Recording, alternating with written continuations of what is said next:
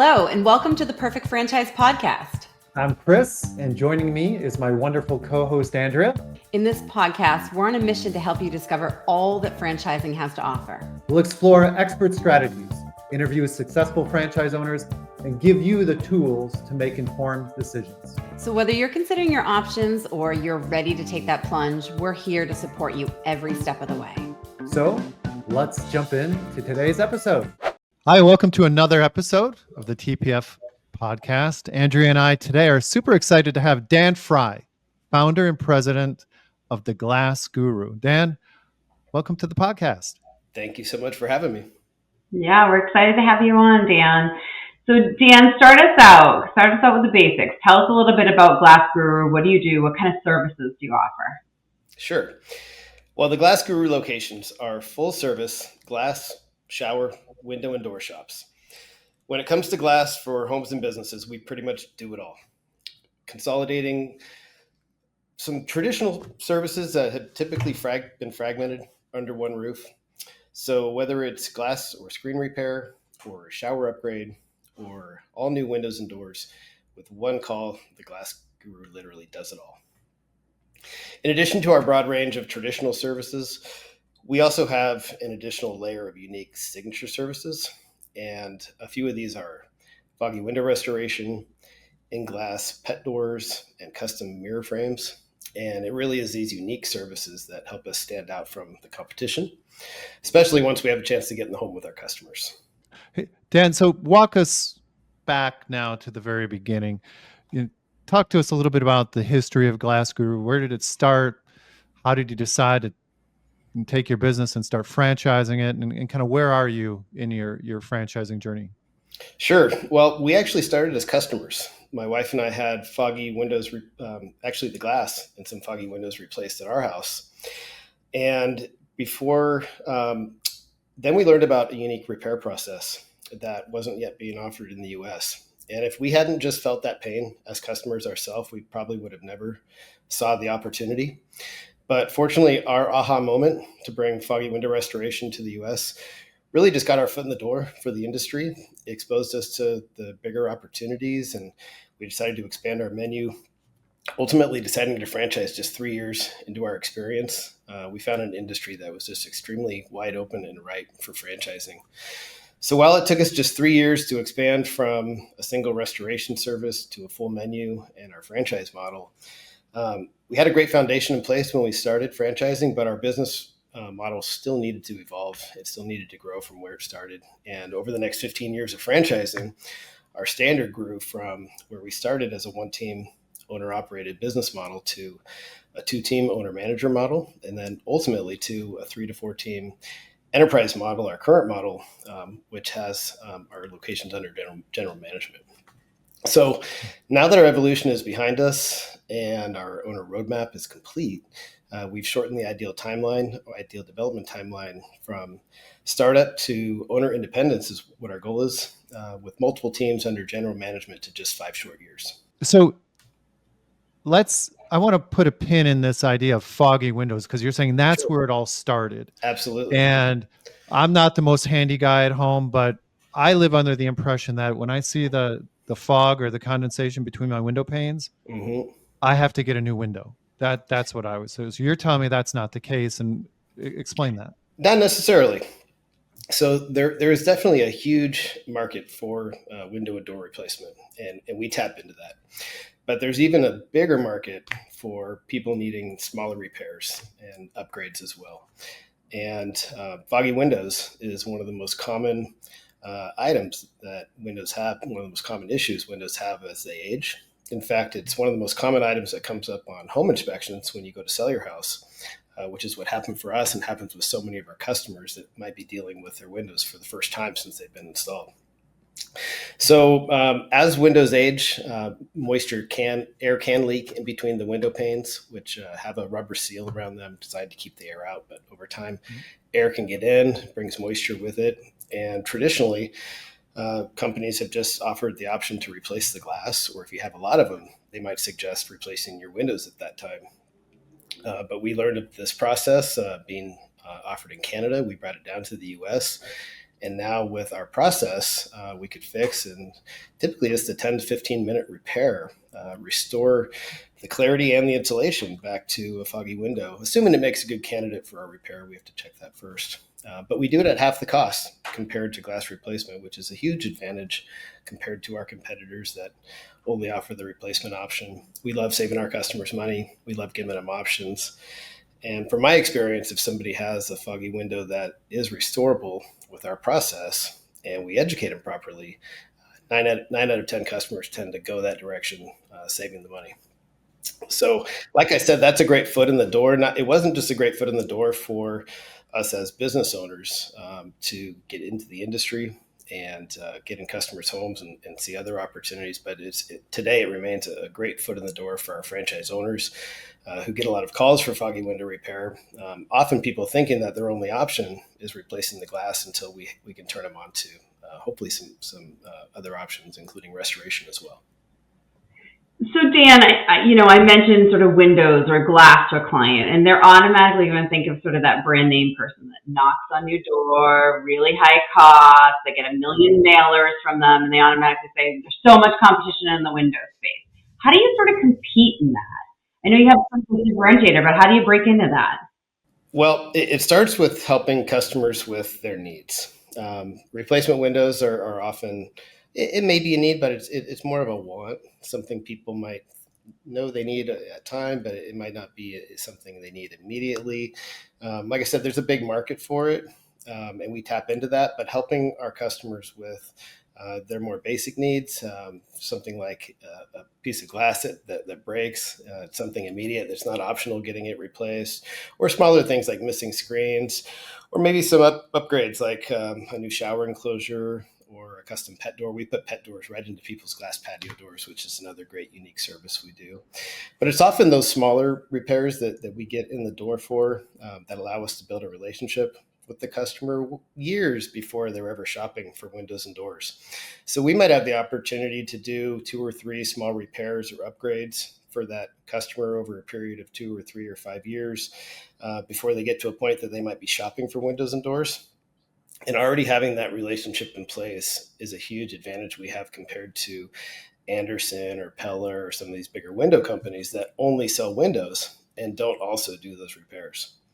So that's really our strategy is build a relationship with the customer before they're even shopping for windows and doors. And there's lots of little things we can do to stay busy, build that relationship, get the business profitable before we ever start doing those whole home window replacements.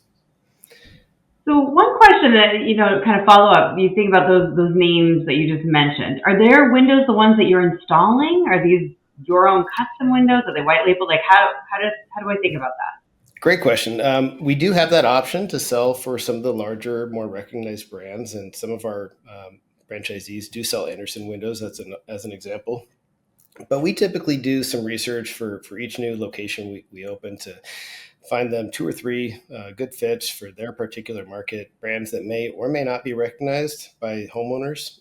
So they have an option for in every type of price range, something economical, something more in the mid-range, and then something for the luxury customers, nice wood windows, something luxury type. Most of our locations start out with a small team offering just the real basic repair services. And then as we add teams and add additional installers, we expand our menu into showers initially, and then ultimately windows and doors. So it is a process. Typically takes a couple of years for most of our owners to go from a single small team and a single installer to multiple installers with our complete menu in place.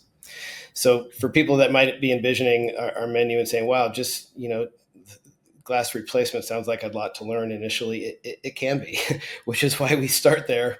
And once our franchise owners and their teams get acclimated to the basic services in our small menu, we expand on it again, ultimately filling it out with the full range of traditional and signature services across the board. Okay. So that kind of segues nicely into where I want to take this conversation now. So stepping away from windows and looking more at the business of Glass Gurus, you started to talk about it, but when you're putting somebody in business, what's that look like in the beginning? Meaning, how do they find their first I don't know what you call them, technicians that actually do the work? How many do they need? I know your franchises actually need a location outside the home. What's that look like? What's it for? How do they break into the market? What's the marketing look like? What do they need to do for themselves? What do you do with them or for them? Paint us a picture of that first few months, getting started in the Sure. franchise. We are brick and mortar. And the reason for that is because we receive commercial deliveries usually on a daily basis with semi trucks or small box trucks pulling up where they need a loading bay. And most people's garages just aren't going to be sufficient unless they maybe had a big barn on their property, which might allow for deliveries, but probably not the best for customers. So we do look for a small brick and mortar location. It could be in a strip mall, it could be in an industrial park, which is very common, but usually something pretty small, 750 to 1,000, maybe 1,250 square feet to start. So something with a modest lease. 2 service vehicles, one for our estimator, one for our owner, and then a small team of 3 individuals, and then some great software and some great technology. Our phones, our tablets, our computers, with a great tech stack to back them up to do everything from scheduling to estimating in the home on tablet devices to dispatching on our cell phones. So we start with 3 individuals, some great technology, some basic infrastructure, like I said. And after adding another technician, which we use the term technician, installer, or glazer is actually the technical term for a glass installer. We use those interchangeably. But after we add, starting with a single installer, after adding a second one, usually about 6 months into the business, rounding out that first team with 4 total individuals between the estimator, office person, and 2 installers, we continue to scale the business with teams of 4 individuals, usually through incremental hiring, not just hiring 4 people at a time. But the 4-person team is really the essence of our business model, multiplying that out as many times as we can, ultimately starting with 1 team, but ultimately getting to 2 teams, 3 teams, and 4 teams. Once our owners have 2 teams in place is typically where we help them transition out of, if they have a daily role, estimating or in the office, into a full-time managerial role. And then from there, once they add another couple teams, is when we like to ideally pull the trigger on bringing in a general manager, where our owner's role becomes managing their manager. Their workload typically goes from 40-hour work week done to a 10-hour work week at that time, which opens the door up for additional territories if they're interested. Okay. So Dan, these teams, these 4-person teams, Yes. Are they all installers, or is it like 1 estimator and 3 installers, or is a mix of roles, or are they just installers? Typically 1 dedicated estimator, where they're doing 6 to 8 appointments a day, shaking hands with customers, going in on average 20-30 minute appointment times. We're not that company that sits down in your living room for a 2-hour presentation. Typically, we just get right to measuring up glass and windows and giving people options. So a single estimator, 1 person dedicated in the office, answering phones, doing customer support, doing our scheduling, checking in. Our vendors have deliveries daily, so they check our deliveries in. And then typically 2 installers per team. So an average estimator doing 6 to 8 appointments a day with a typical closing average of 50% of their jobs is generally going to keep 2 installers busy behind them. Wow. Great. That's a great closing percentage. Yeah, it's pretty average too. Okay. Great. Nice. So Dan, tell us about that person that you're looking to open one of these franchises. What do they look like? Give us sort of the typical type of person that you're looking out for. Sure. Well, while we do have a small percentage of owners, maybe 10%, who had some background in our industry, either with windows or with glass or something related, 90% of our owners, like myself, came from some other industry, and many of them don't have any previous experience with glass or even in home improvement. But since our owners won't be the ones installing the glass themselves, ideally, we're not looking necessarily for people with trade skills. We want folks who can build and manage teams, most importantly. So people with business management experience, And personality-wise, people that have great communication and leadership skills is really what we look for, and that can come from such a wide range of backgrounds, which we do have so many folks from so many different backgrounds, male, female owners, people with military backgrounds, come from such a wide variety of previous experience. There's a lot of great tradespeople in the glass industry right now, and there's plenty of people you can hire who have those trade skills that we need. But there's absolutely a conspicuous lack of sophisticated business owners with good people with good marketing backgrounds. So that's what we look for generally. Okay. Speaking of marketing, I want to go back to that. So can you paint a picture of what it really looks like to generate clients? How much of it is sales? How much of it is community outreach and grassroots marketing? How much of it is done online through paid marketing? What's that look like? Well, like many businesses these days, we get a good portion of our leads from the web. It's, we live in a digital world and everybody's on their phones and computers in front of you. So Google My Business is our number one lead source. Having that commercial space, that location, and that map dot is really key for that. It gets you on the map, and just getting on the map, it's amazing just to see with our new locations how just getting on the map, they can start getting calls coming in even before they have any reviews. But once they get reviews, it reinforces that map dot, and the Google Maps feature is just our number one source. People go on the map, they say who's near me, and they see our name, they love it. We get people calling saying just, I saw you had great reviews and I loved your name, and hey, if that's what gets people calling our first foot in the door, then hallelujah.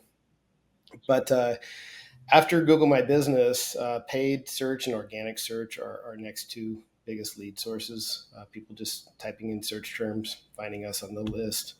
We also do really well with Yelp and social media outlets like Facebook. So with so much coming from the web, fortunately, our franchise owners don't have to be digital marketing experts themselves, because we handle all of that for them here at headquarters. We have a dedicated and experienced team that manages our entire digital footprint for corporate and for our franchisees on their behalf. And that's all covered by our 2% brand fee.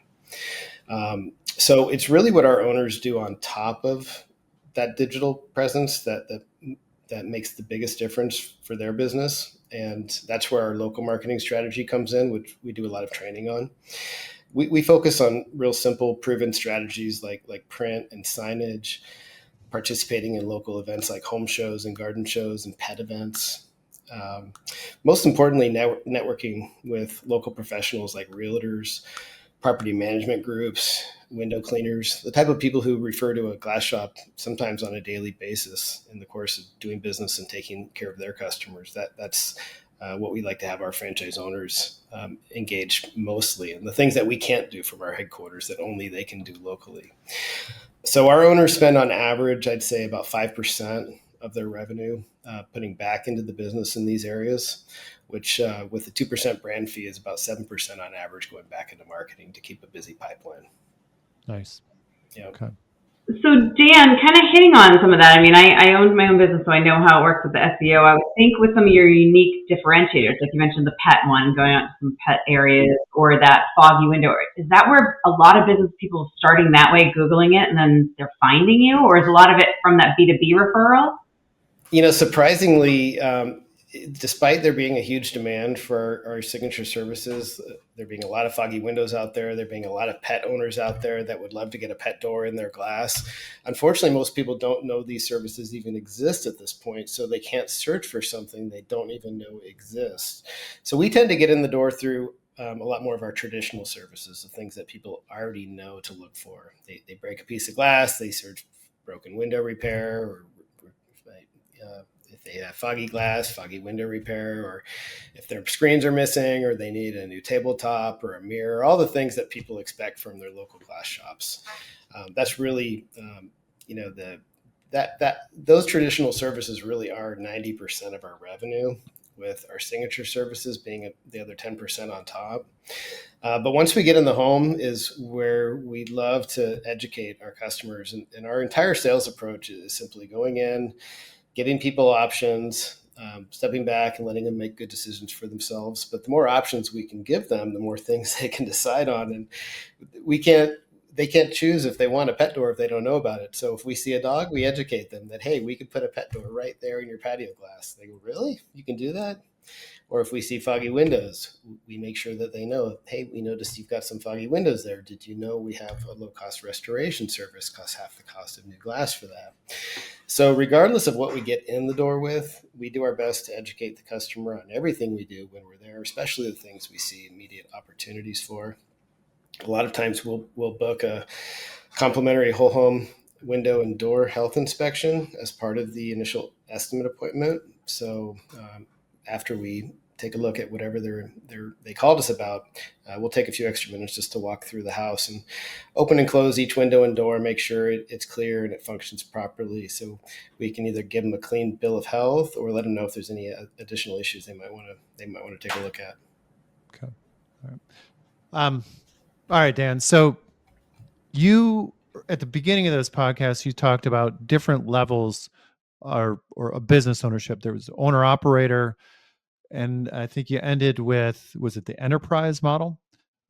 So what we want to know specifically is semi-absentee ownership, where a franchise owner can have a day job or have a different business and also start Glass Guru in addition to what they're already doing. Is that realistic? And if it is, what's it look like? What's the actual real world realities of making that happen? It absolutely can be done, and it is realistic with the right manager in place. That's really what it's all about. If you're not going to be there managing yourself, you got to find the right person to be there for you. And we have had some owners get into the business, set it up, and put people in place to run it for them very quickly, even at some of the earliest stages. But historically, honestly, most of our owners have been looking for something that they can dive into full time. And for those owners, particularly taking a role as either the estimator or in the office does have its advantages because there's a paycheck associated with those roles. And if they're not paying somebody else for that, they can pay themselves to be in that position. So, for our owners that have the ability to dive in full time, need that paycheck, it's there for them. And for those owners, everybody starts at the same place with a single team, and it's our goal for every location to build them up to 3 or 4 teams. So whether it starts under general management or owner operated, the development roadmap really is the same. It's just a matter of who's going to be the one doing it, who's going to be the one taking that paycheck. So, I think it works both ways. Kind of depends on what the owner's interest is in, where they want to be spending their time, and if they're already committed and they have the ability to simply get the right people in place and maybe spend about 10 hours a week realistically managing their managers, I think it's absolutely feasible. Yeah, thank you for that. Appreciate that. For sure. So Dan, let's pivot a little bit. Let's kind of talk more general about franchising. I mean, you've been doing this, you've been in business, over 20 years, but you've been franchising for 17 of those. And so you know, hard to believe. Yeah. So you know the space. So give our listeners some advice. So start out with, if somebody's contemplating owning a franchise, they're in that exploration period, what advice would you give them? And not Glass Guru advice, just generically sort of franchising advice. I think the best advice I could give somebody looking at business ownership in general or franchising in particular is to not limit yourself to just the things that you might feel you're experienced in. There's some great sleeper industries, like the glass industry as an example, and concepts out there that don't have a lot of franchise competition but have so much potential. And myself, as well as most of our franchisees, most of us never thought about the glass industry before we stumbled across an opportunity. And if we just didn't happen to stumble across it or get lucky, we probably wouldn't be here today. So while a trade or some other type of industry might seem foreign to somebody at first, you can learn the things you don't know about those trades, and you can surround yourself with good people around you who know what you don't. So I always suggest to don't be afraid of the unknown. Explore opportunities in all different areas, even the ones you may have never considered before. To date, I've never put a piece of glass in, and I don't plan on doing it. But my store has employed dozens of great glazers, and there's a lot of great people out there that are looking to align themselves with the business under great ownership. So what I love about business ownership is we can create opportunities not just for ourselves but others. And what I love about franchising particularly is you can be in business for yourself but not by yourself, as you know. And the power of the collective has huge benefits compared to being a lone wolf in business. And in our industry, 95% or more of our competition are individual mom and pop owners. There's very few franchise brands. So that collective power of franchising and the community aspect, it gives us a huge advantage over the competition out there. That's great. So now, Dan, fast forward. They're a year into business. What does that first year look like? What advice are you giving them in that first year? That's an easy one. I always tell new owners of any franchise concept, whether it's ours or any other, hey, you might have your own ideas, and we love when we get ideas from our owners.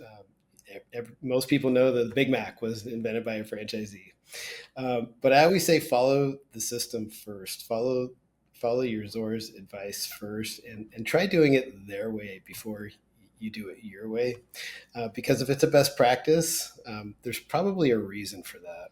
And our owners coming in these days, they only see what they see. They don't see the 20 years that went into developing the systems we have in place. They don't know that, hey, we've already been there, done that, tried it so many ways to get to where we are today.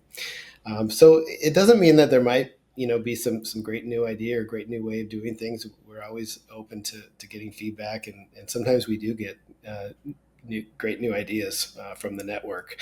But like I always said, try the system, do it the way it was intended first by your franchisor. It's probably the safe bet. And then once you've got those systems down, you might have a little bit more room to experiment a little bit with your own ideas. Yeah, that's great. Great advice. Thank you so much for that. And Dan, thanks for coming on today. I mean, I think, to your point, there's areas out there that are not as tapped into in the franchise space, right? Ones you don't typically think of that don't have this big national footprint in franchising. And glass is a great example where it's a need-based. You need this. It's out there. It's pretty recession resistant, but you also don't have that strict competition that some of the other people do. You're competing against mom and pops where franchises really do well. So thanks so much for coming on today and really walking us through that a bit. So if you're out there and you're thinking about franchising, remember that while there's no one size fits all, the perfect franchise is definitely out there. To explore your options, visit theperfectfranchise.com and click on Let's Talk to schedule a call with one of the consultants on the Perfect Franchise team. We look forward to connecting with you again on our next episode.